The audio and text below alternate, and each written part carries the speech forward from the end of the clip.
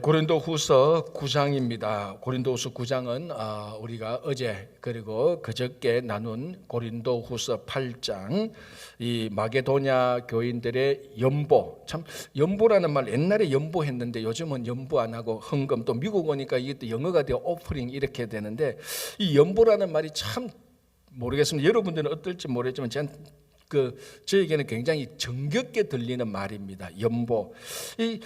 왜 제 개인적인 생각인데, 이 8장 9절을 보면서 왜 헌금으로 번역을 안 했을까? 연보라고 이렇게 번역을 했을까? 어쨌든 번역위원들한테 한번 그거는 물어보면 되고요. 어쨌든 이 연보라는 말이 굉장히 정겹게 들립니다. 그죠? 어쨌든 연보 또는 헌금. 이 고린도후서 8장에서는 마게도냐 사람들이 예루살렘 교회를 위해서 헌금한 것을 8장 앞부분에 얘기하고, 이제 이것이 하나의 또 좋은 샘플이 되어서 고린도 교회 교인들 역시 예루살렘에 그 기근이 들었을 때 예루살렘 교인들을 위해서 헌금하는 것을 고린도후서 8장에서 같이 얘기를 했습니다.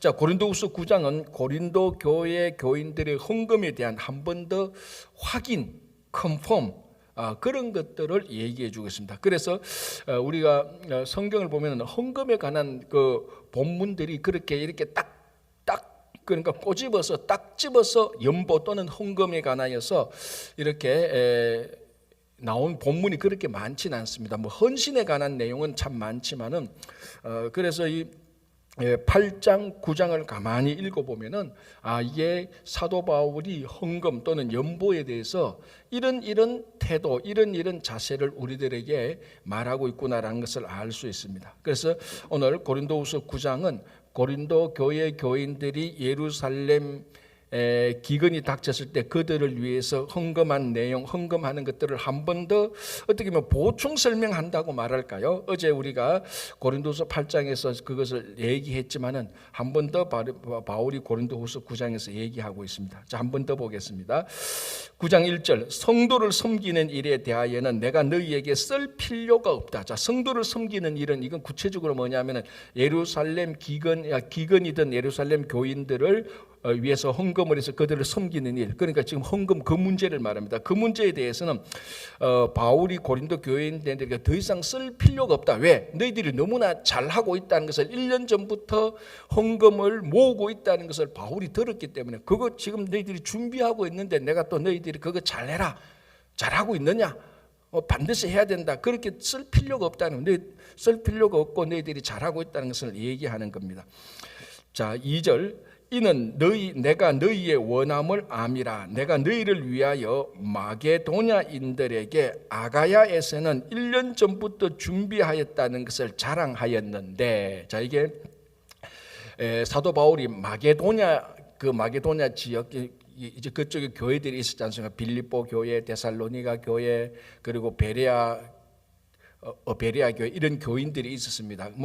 그러니까 마게도냐 사람들한테 바울이 복음 전도를 할 때, 2차 복음 전도를 할 때 마게도냐 지역에 갔지 않습니까? 그 지역이 이제 오늘 우리가 말하는 유럽인데, 그 지역에 가서 사도행전에는 나타나지 않지만 고린도후서를 보니까 바울이 마게도냐 지역에 갈 때 막 자랑을 했던 내용들이 있습니다. 그게 뭐냐면은, 야, 고린도 교회 교인들이, 그 신생교회 아닙니까? 바울이 개척한 신생교회인데, 고린도 교회 교인들이 예루살렘 교회를 위해서 헌금을 하고 있다는 것을 내가 들었는데 1년 전부터 준비하고 있는데, 야, 그게 얼마나 자랑스러운 일이냐, 얼마나 기특한 일이냐, 그걸 이제 좀 우리식으로 말하면 바울이 막 자랑하면서 다녔습니다. 너무 좋으니까.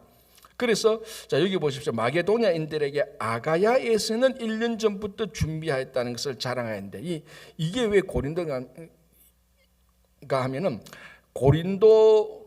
고린도시가 있는 그 넓은 지역을 우리가 아가야 지역이라고 말을 합니다. 그러니까 이 아가야에서는 1년 전부터 준비했다. 이거는 딱 꼬집어서 고린도 교회 교인들이 헌금 준비한 그 내용을 말하고 있습니다. 그래서 2절에 보니까 내가 굳이 더 이상 헌금에 대해서 고린도 교회에 쓸 필요가 없다. 왜냐하면 너희들이 1년 전부터 잘 준비하고 있었고, 그걸 내가 알기 때문에 이미 마게도냐 지역에 가서 이것을 다 자랑하고 있었다. 그러니까 바울이 어떤 굉장히 기쁨이 있는 그런 이런 내용입니다. 자, 그래서 다시 2절 볼게요. 2절 중간에 자랑하였는데 과연 너희의 열심이 퍽 많은 사람들을 분발하게 하였다.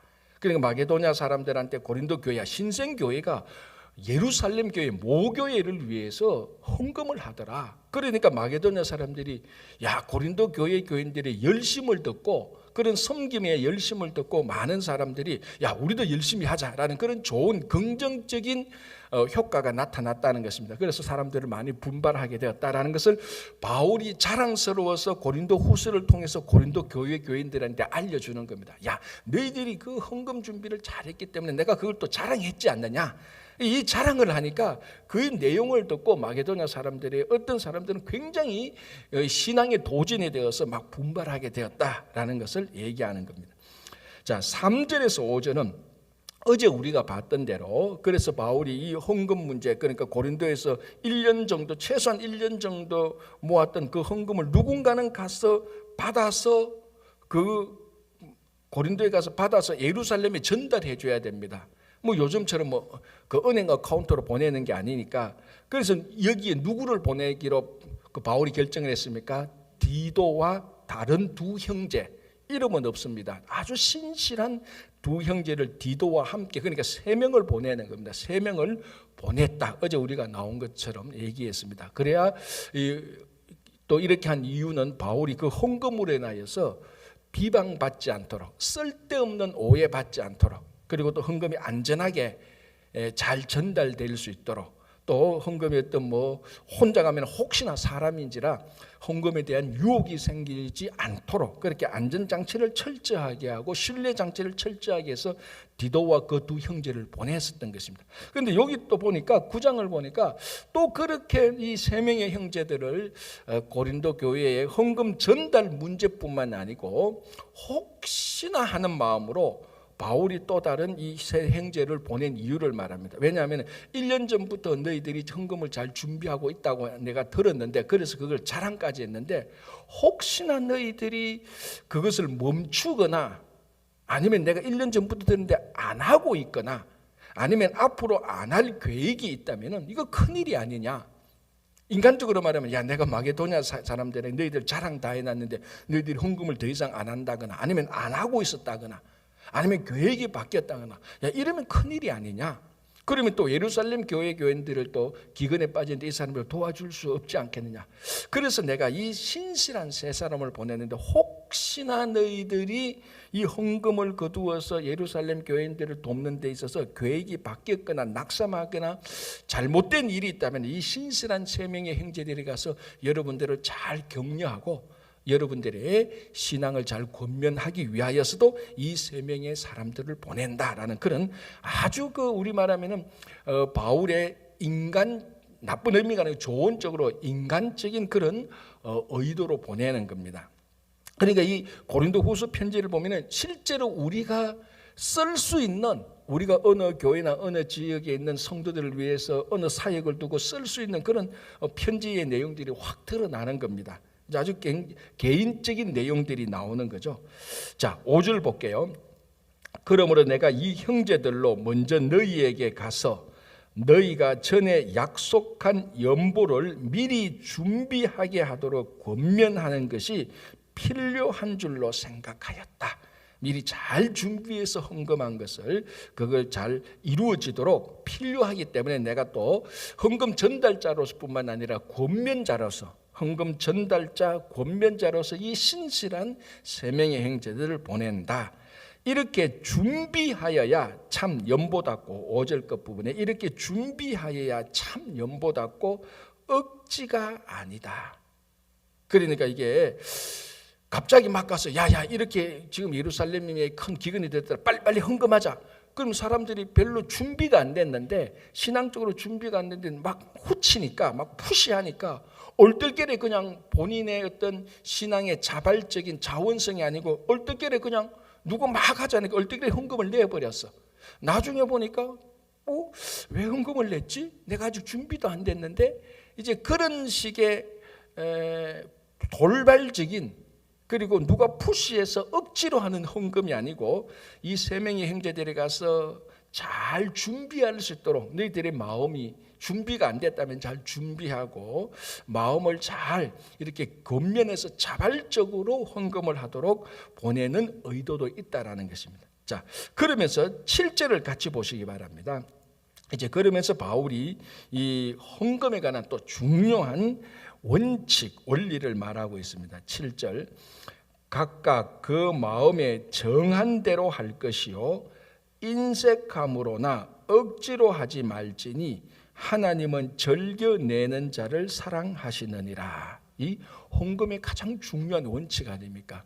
마음에 정한 대로, 자기 신앙의 분량대로, 자기 형편에 맞는 대로, 자기 신앙의 성숙대로 그 마음에 정해서 헌금을 내는데 인색함으로나 억지로 하지 말지니. 자, 그러면은 하나 질문을 내보겠습니다. 우리가 인색함으로 억지로 내는 돈이 무엇일까요? 세금. 여러분 세금 막 기뻐서 내는 사람이 있습니까? 있다면 그 참 특별한 분이에요. 세금 기뻐서 어떤 종류의 세금이든지 사람은 많다라고 생각합니다. 자기가 만약에 1년에 100만 불을 만약 벌었다 할지라도 세금 나온 거면 왜 이리 세금이 많아? 대부분 그렇게 생각하고 막 즐겁다, 이 세금 내는 게 너무 기쁘다, 그렇게 내는 건 별로 없습니다. 세금을 자발적으로 내는 사람 참 찾기 어렵죠.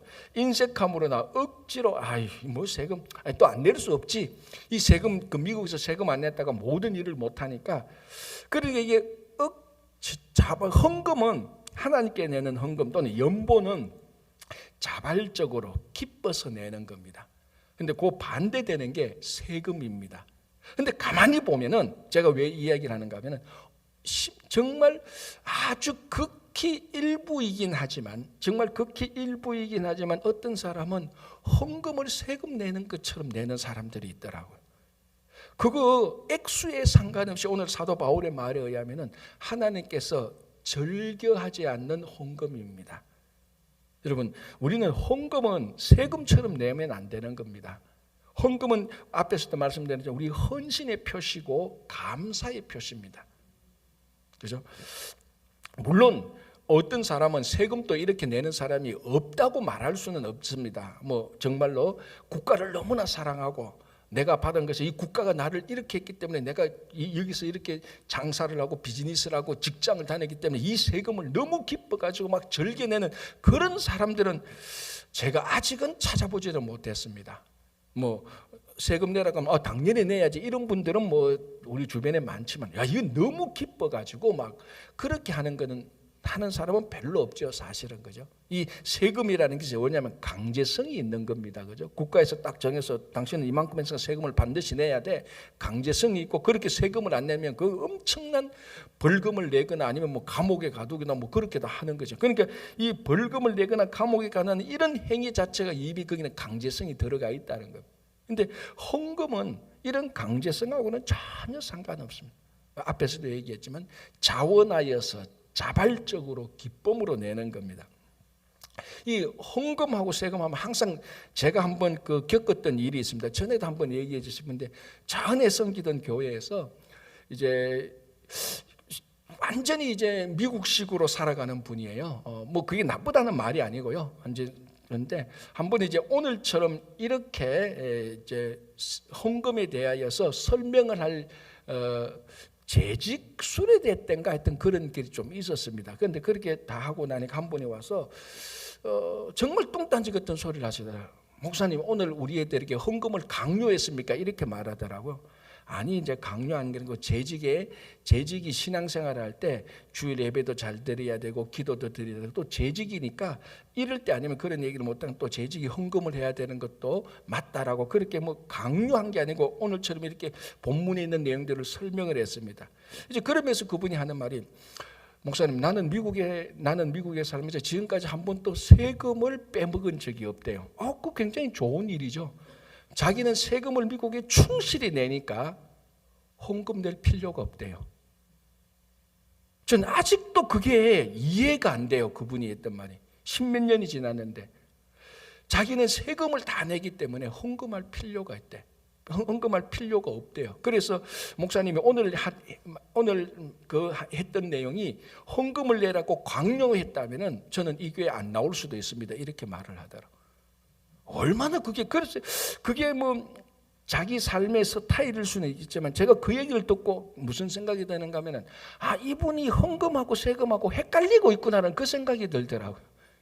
그래서 오늘 이 본문에 보면은 억지로 하거나 의무적으로 하는 게 자기 뭐 이렇게 정해진 이렇게 하는 것은 전부 다 세금이지 하나님은 세금이 필요하신 분이 절대로 아닙니다. 하나님은 우주의 창조자고 모든 것이 다 풍성하신 분입니다. 그러나 하나님은 우리가 하나님께 헌신할 때 헌신하는 우리를 굉장히 기뻐하시는 것입니다. 그 헌신의 표시가 바로 우리가 하나님께 헌금을 드리는 겁니다. 그리고 그 헌금이 하나님 직접적으로 하나님 호주머니에 탁 넣어주는 겁니까? 아니지 않습니까? 이 헌금이라는 것이 하나님을 위해서면 하나님 나라를 위해서 다 쓰여지는 것이고, 특별히 고린도 후서에서 이 헌금은 특별히 어떻게 보면 지정 헌금이에요. 정확히 말하면 이 헌금은 고린도 교회 교인들이 헌금을 모았던 것은 예루살렘 기근을 맞이하는 예루살렘 교회 교인들에게 지정해서 주는 헌금이에요. 사실 그거는 당연히 예루살렘 교회의 기근에 빠진 그 사람들에서 사용되어지는 겁니다. 이거 하나님 개인의 호주머니에 들어가는 게 아니라 하나님의 개인의 호주머니에 우리가 하나도 안 넣어도 문제가 없습니다. 그래서 혹시나 우리 가운데서도 아직까지 이 헌금을 어제도 말씀드렸지만 물질을 하나님이 뭔가 부족한 것처럼 물질을 내는 것이라는 그런 생각은 여전히 우리 속에 뭔가 모르게 이게 세금 하나님께 세금 낸다는 그런 뉘앙스가 우리 속에 남아있다는 거예요. 그래서 오늘 7절에 인색함으로나 억지로 하지 말라. 그게 우리말로 하면 그건 세금이지 하나님께 세금 낼 필요가 뭐 있습니까? 하나님이 뭐 세금 받아서 뭐 운영하는 분도 아니니까. 그러나 뭐라고 말하면 하나님은 즐겨내는 자를 사랑하시느니라. 하나님께 기쁨과 즐거움으로 내는 자를 사랑하신다라고 말합니다. 자, 그러면 이제 이런 사람들에게 하나님께서 어떻게 대우하시나? 하나님께서 어떻게 그런 사람들의 삶을 인도하시나? 자, 8절 보겠습니다. 하나님이 능히 모든 은혜를 너희에게 넘치게 하시나니 이는 너희로 모든 일에 항상 모든 것이 넉넉하여 모든 착한 일을 넘치게 하려 하십니다. 자, 모든 것을 넘치게 하고 넘치게 하신다는 겁니다. 어떤 사람들? 하나님께 즐겨내는 사람들. 자, 물질적으로만 그대로 보면 내가 이만큼 냈으면 낸 만큼 내게 이만큼의 결핍이 생기는 겁니다. 내가 10개 있는데 하나님을 위해서 2개를 냈다? 그러면 8개가 되니까 2개가 모자라는 겁니다. 그게 이제 숫자적인 계산인데 8절을 보니까 그거는 숫자적인 계산이지 정말 하나님 앞에서 하는 헌신의 표시로서 내는 헌금을 내는 사람은 오히려 하나님께서 모든 면에 있어서 더 풍성하게 은혜를 주신다는 것입니다. 저는 아직도 헌금을 내서 망했다는 사람은 제가 들어본 적이 없습니다. 목사님, 내가 지난 1년 동안 헌금을 열심히 했는데 내 사업이 폭삭 망했습니다. 앞으로 헌금 안 내겠습니다. 뭐 그런 얘기는 저는 한 번도 들어본 적이 없어요. 혹시나 여러분 가운데 들어본 적이 있습니까? 교회 헌금 많이 내가 뭐 쫄딱 망했다라는 사람 들어본 적이 있습니까? 아마 없을 겁니다. 왜? 하나님이 그렇게 대우하시지 않으니까. 그러나 우리가 간증이나 이런 주변 얘기 들어보면 하나님께 마땅히 내야 할 것을 안 냈다가 비즈니스가 망하거나 사고가 망하거나 아니면 아주 일상적인 사소한 일에서 티켓을 받아서 결국 헌금 내야 될 거 다 내가지고 내가 손해봤다, 더 손해봤다, 그런 얘기는 종종 듣습니다. 무슨 말인가 하면은 하나님은 우리와의 관계에서 살아계시는 인격적인 관계를 유지하시는 분입니다. 진짜로 살아계시고 우리와 함께 하시고 우리와 인격적인 관계를 유지하시는 분이기 때문에 우리의 삶 속에서 이런 일을 할 때 철저히 우리 삶을 관여하시고 우리 삶을 선하고 아름답고 풍성한 길로 인도하시는 분입니다.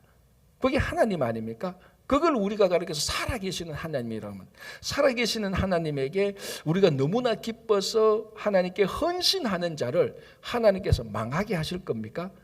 그렇지 않습니다. 절대로 그렇지 않습니다. 그래서 오늘도 바울이 능히 모든 은혜를 너희에게 넘치게 하신다. 절개 내는 자를 하나님께서 오히려 더 풍성한 은혜를 주셔서 물질을 냈다, 헌금이니까 물질을 내니까 물질을 냈는데 마음이 더 기쁘다는 겁니다. 2개의 물질을 냈는데 10개의 기쁨을 주시는 분이 하나님이라는 것입니다. 그죠? 그래서 제가 간증이나 뭐 주변에서 그냥 뭐 테이블 토크를 들어보면은 헌금 내서 내가 쫄딱 망했다는 분은 없다니까요. 왜? 하나님께서 넘치게 은혜를 주시니까. 자, 그리고 10절을 보시기 바랍니다.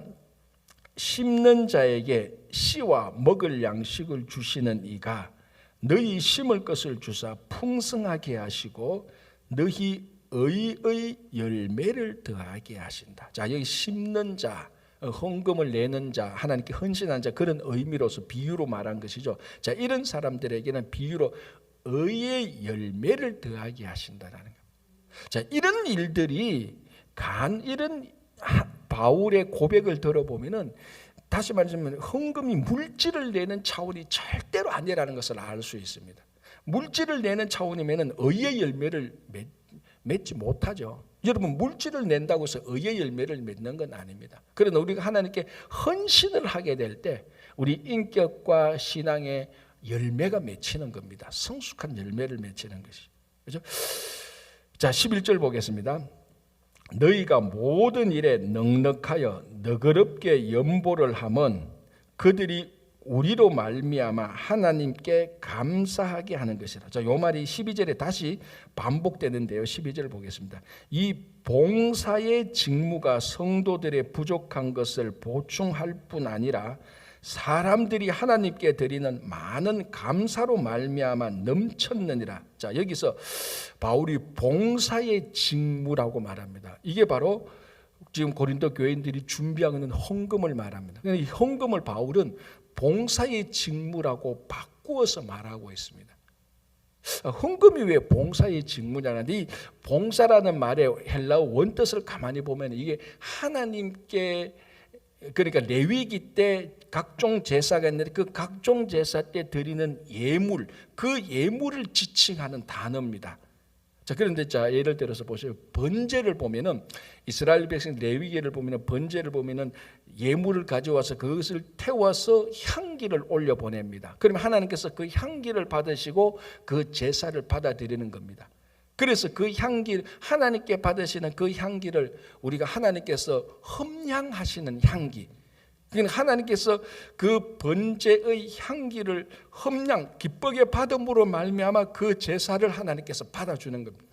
다시 말하자면 그 험량하는 향기를 받음으로 예배자의 삶을 하나님께서 인정하시고 받아주신 거죠. 바로 그런 의미가 들어가 있는 겁니다. 사실은 깊은 말로. 그리고 이 봉사의 직무라는 것은 고린도 교회 교인들이 기쁨으로 내는 헌금을 하나님께서 그걸 기쁨으로 받는다는 의미예요. 레위기 좀 구약적인 뉘앙스가 있는 단어입니다. 어쨌든 이 헌금을 하나님께 우리가 기쁨으로 드리는 예물과 같은 것입니다.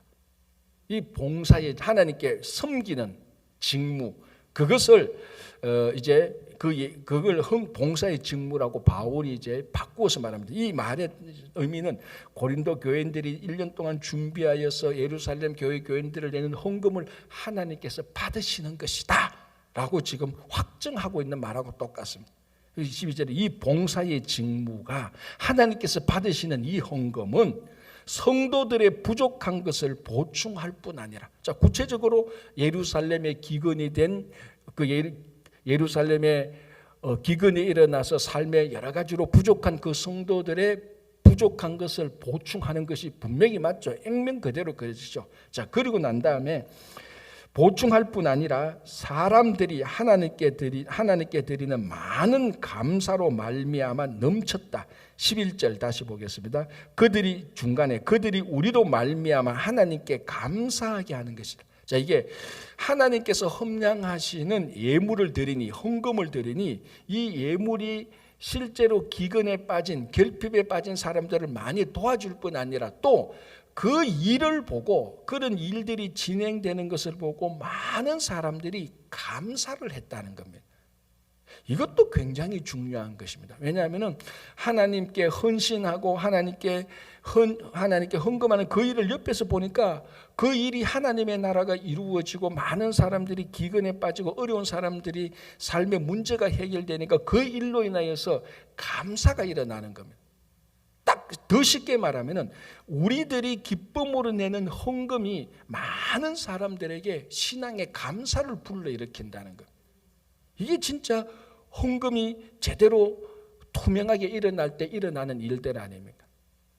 많은 우리가 듣는 얘기 가운데 하나가 헌금이 투명하게 이게 집행이 안 될 때에 그 헌금으로 인하여서 교회들이 간혹 문제가 생기기도 하고 갈등에 빠지기도 하는 겁니다. 그러니까 헌금이 감사를 불러일으키는 것이 아니고 헌금이 갈등을 불러일으킨다면 거기는 뭔가 잘못된 것이죠. 하나님께서 기쁘게 받으시는 봉사의 직무가 아니라는 것은. 거기는 여러 가지 이유가 있겠죠. 뭐 절차가 잘못됐거나 인간적인 좀 실수가 있었거나 뭐 이런 일들이 있을 수 있었을 것입니다. 어쨌든 오늘 이 고린도 교회 교인들이 내는 헌금으로 인하여서 많은 사람들의 감사를 불러일으켰다. 여러분들이 우리들의 헌신이 우리들의 헌신, 뭐 우리들이 여러 종류의 헌신이 있지 않습니까?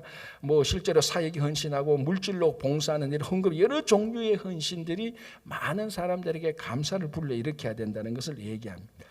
자, 13절 보겠습니다. 이 직무의 증거를 이 직무로 증거를 삼, 이 직무 봉사의 직무 헌금하는 것이죠. 고린도 교인들 헌금. 이 직무로 증거를 삼아 너희가 그리스도의 복음을 진실히 믿고 복종하는 것과 그들과 모든 사람을 섬기는 하나님께 후한 연보로 말미암아 하나님께 영광을 돌리고. 그러니까 이 헌금 봉사의 직무가 무엇을 증명하는가 하면 세 가지를 증거합니다. 그러니까 쉽게 말해서 헌금 하나가 고린도 교회 교인들의 세 가지가 딱 증명하는데 첫 번째가 뭔가 하면 그리스도의 복음을 진실히 믿는다라는 겁니다. 그러니까 실제로 그리스도의 복음을 진실히 믿는 사람은 하나님께 당연히 헌신을 하는 겁니다. 당연히 헌신을. 그 헌신 가운데 하나가 이제 헌금을 하는 것이죠. 근데 나는 복음을 믿어, 나는 그리스도의 은혜를 믿어 라고 말을 하면서 그 삶의 삶 속에 헌신이 있다면 이거는 헌신을 안 하는 게 문제인지 아니면 복음을 안 믿고 있는 것인지 둘 중에 하나는 문제라는 거예요. 우리가 복음을 믿는다? 복음이 뭡니까? 예수 그리스도께서 우리를 위하여서 죽으시고 우리를 구원했다는 그 가장 위대한 기쁨의 소식, 복된 소식 아닙니까? 이 복된 소식을 믿는다면은 헌신으로 증명되어진다는 겁니다. 이 고린도 교인들의 그 헌신이 헌금으로 나타난 거죠. 첫 번째, 이 직무, 봉사의 직무, 헌금, 더 넓게 말하면 헌신, 이 헌신이 당신이 그리스도의 복음을 진실히 믿고 있다는 표시라는 것입니다. 뒤집어 말하면 그리스도의 복음을 진실히 믿고 있는 사람은 하나님께 헌신을 하는 것입니다. 두 번째, 복음을 진실히 믿고 복종하는 것, 당연한 것 아닙니까? 우리가 하나님께 순종한다면 하나님께 헌신하는 겁니다.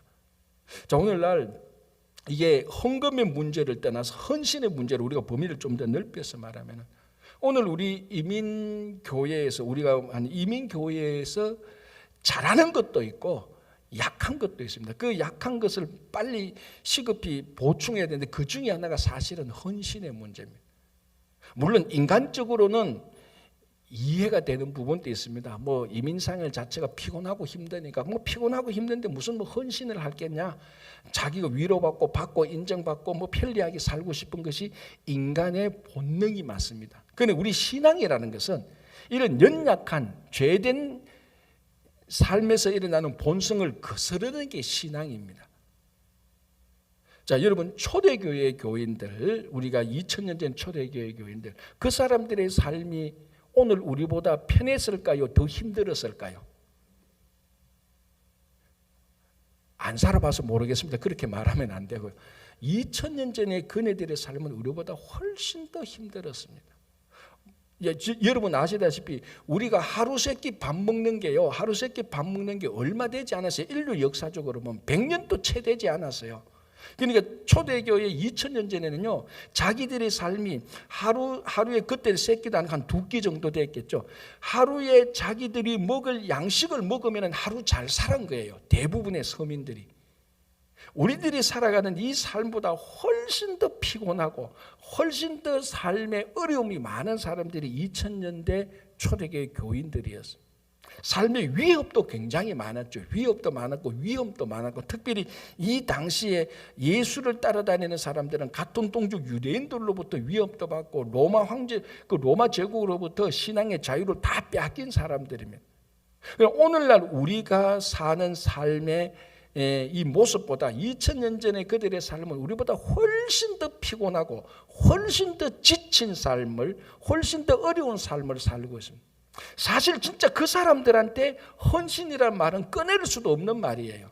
삶 자체가 너무나 힘든데, 그런데 2000년 전 사람 보면은 엄청난 헌신을 한 사람들, 그렇게 삶이 어렵고 힘든데 하나님께 헌신한 사람들. 결국 헌신의 문제는요, 신앙의 문제지 삶의 환경의 문제가 아니라는 것을 2000년 동안 우리들에게 증거해 주고 있습니다. 삶이 어렵고 힘들 때 헌신 안 하는 사람요, 삶의 여유가 생기면 헌신할 줄 압니까? 천만의 말씀. 삶의 여유가 생기면 그 여유 생긴 대로 또 다른 할 일들이 많아요. 내가 시간이 나면 교회 가죠. 죽을 때까지 시간 안 나요. 그 사람들은 실제로 시간이 나도 그 시간을 다른 데 쓰지. 그러니까 오늘날 우리가 피곤하고 힘든 삶이 분명히 있습니다. 그럼에도 불구하고 나는 이것이 하나님께 헌신하는데 가장 중요한 변명이 되어서는 절대로 안 됩니다. 헌신의 문제는 신앙의 문제지 삶의 조건의 문제가 사실은 아니더라고요. 그래서 여러분들, 너희들이 복종하는 것, 하나님께 하나님께 순종한다면 그건 반드시 헌신의 일이 일어나야 되는 것을 말하고요. 자, 세 번째 보겠습니다. 너희의 후한 연보로 말미암아 하나님께 영광을 돌리고. 결국은 하나님께 영광 아닙니까? 그게 헌신이든 그게 헌금이든 우리가 봉사든, 그죠? 그래서 이 일이 하나님의 뜻대로 받아들여지는 헌신이라면 이게 하나님께 영광이 돌리는 것입니다. 자, 이렇게 해서 이제 바울이 8장, 9장을 통해서 처음 앞부분에 마게도냐 교인들의 헌금, 그리고 길게 고린도 후서를 통해서 고린도 교인들이 지금 정확히 말하면 지정 헌금이죠. 예루살렘 교회 교인들을 지정 헌금하는 것을 바울이 참 그에 대해서 구체적으로 8장, 9장에 걸쳐서 기록을 하고 있습니다. 자, 이제 우리가 마치면서 8장, 9장에 나타난 바울이 말한 이 헌금의 원리, 아니 더 정확히 말하면 헌신의 원리를 한번 정리해보고 마치는 것이 좋을 것 같습니다. 첫 번째, 헌금은 물질의 문제가 아니고 헌신의 문제였습니다. 자, 반복되는 거지만 헌금을 물질로 보면요, 이 물질로 내는 헌금은 50년, 60년 들여도 인격과 신앙의 성숙이 없다고 말했습니다. 이 헌신이 나갈 때 우리의 신앙이 성숙되고 우리의 인격이 자라기 시작하죠. 여러분, 어떤 한 부분에 헌신한다면요, 그 헌신된 그 부분에 있어서는 반드시 성숙이 일어나는 겁니다. 그렇죠? 그래서 두 번째, 헌금은 결코 강제성이 아닙니다. 이게 어떻게 보면 제일 중요한 거죠. 자원하는 겁니다. 그래서 자원하는 헌금으로 인하여서 부작용은 생기지 않습니다. 그렇죠?